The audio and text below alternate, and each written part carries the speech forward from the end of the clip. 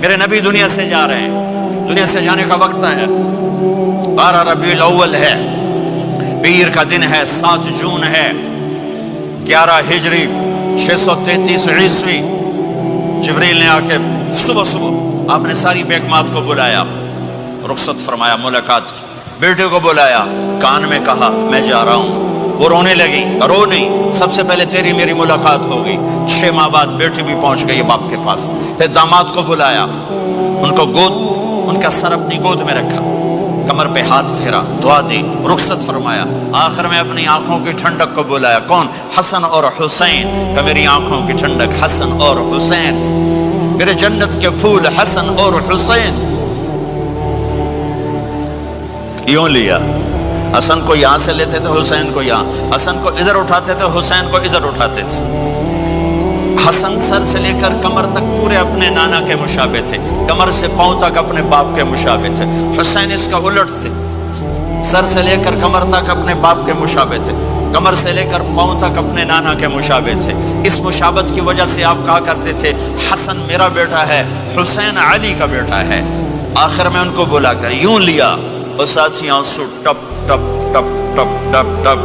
بیویوں کو جدا کیا، آنسو نہیں، بیٹی کو جدا کیا، آنسو نہیں، داماد کو جدا کیا، آنسو نہیں، جب بچوں کو جدا کرنے لگے تو یوں آنسو۔ ایک کو زہر میں تڑپتے دیکھا، ایک کا کٹا سر نیزے پہ چڑھتے دیکھا تو آنسو رک نہیں سکے، دعا نہیں کی، ہاتھ نہیں اٹھائے، اللہ کی تقدیر کے سپرد کر دیا، اولاد کو ذبح ہونے کے لیے تیار کر دیا کہ کل میری امت اولاد کے پیچھے جھوٹ نہ بولے، رشوت نہ لے، حرام کاروبار نہ چلائے، دھوکہ نہ دے، فراڈ نہ کرے، بچوں کو کہاں سے کھلائیں، بچوں کو کہاں سے پلائیں، کہ یہ میرا حسین کا سر کٹ کے نیزے پر چڑھا ہوا ہے۔ کچھ نہیں بولے، رخصت فرما دی۔ جب سب چلے گئے تو جبریل آ گئے، آپ نے فرمایا کیا ہوا؟ خاموش کھڑے تھے، کہ موت کا فرشتہ دروازے پر ہے، اندر آنے کی اجازت چاہتا ہے۔ اپنے نبی کا مقام دیکھو، موت بھی پوچھ کے آتی ہے۔ آپ نے کہا آ جائے، آپ کی اجازت پر ملک الموت اندر آئے۔ اسرائیل کا السلام علیکہ یا رسول اللہ، کہنے لگا آپ پہلی ہستی ہیں، میں سلام کر رہا ہوں، میں نے کبھی کسی کو سلام نہیں کیا۔ کہنے لگا آپ پہلی ہستی ہیں، اللہ نے فرمایا تھا پوچھ کے اندر جانا، بن پوچھے نہ جانا۔ پھر کہنے لگے آپ پہلی ہستی ہیں، اللہ نے فرمایا آنا چاہیں تو لے آنا، رہنا چاہیں تو چھوڑ کے آ جانا۔ یہ وہ دربار رسالت ہے جہاں موت بھی پوچھ کے آتی ہے۔ آپ نے فرمایا میں اجازت دے دوں میری جان نکالو گے؟ کہا جی نکالوں گا، نکالو۔ آپ نے یوں جبریل کو دیکھا، کیا کہتے ہو؟ جاؤں یا رہ جاؤں؟ جبریل نے کہا اللہ آپ کی ملاقات کے شوق میں ہیں، فیصلہ آپ کریں گے۔ ہاں یہ بات سنانا چاہتا تھا اگلی۔ آپ نے کہا اچھا جاؤ، پہلے اللہ سے پوچھ کے آؤ میرے بعد میری امت کے ساتھ کیا کریں گے، میرے بچوں کے ساتھ۔ یہ ساری مائیں، میرے بچے میرے بچے میرے بچے میرے بچے۔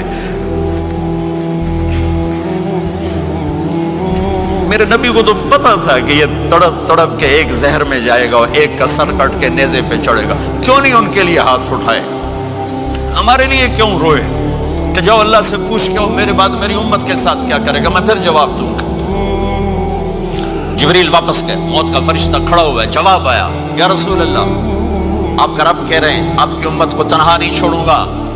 مجھے میرے رب کی قسم جو سن رہا ہے جس نے ہمیں یہاں جمع کیا ہے، سنو میری بات غور سے، اگر میرے نبی یہ سوال نہ اٹھاتے تو آج میں اور آپ بھی بندر خنزیر میں بدل چکے ہوتے۔ میری اور رب کی کوئی رشتہ داری نہیں ہے۔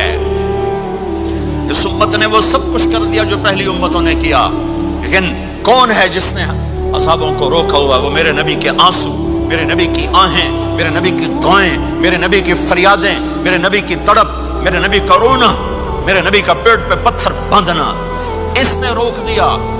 کوئی نبی جاتے ہوئے امت کے لیے نہیں رویا، واحد نبی ہیں جو جاتے ہوئے امت کے لیے روئے، میری امت میری امت میری امت۔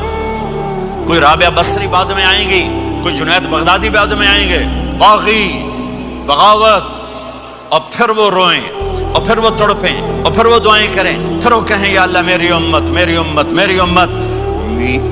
ہائے ہائے، اور جب اجازت دیتی ملک الموت کو کہ جاؤ اللہ کی تقدیر کو پورا کرو، تو پھر بھی امت کو سبق دیا، اے میری امت الصلاۃ وما ملکت ایمانکم، ایک نماز نہ چھوڑنا، ایک میری امت کے کمزور لوگوں پہ رحم کرنا، نماز نہ چھوڑنا، کمزوروں پہ رحم کرنا، نماز نہ چھوڑنا، کمزوروں پہ رحم کرنا۔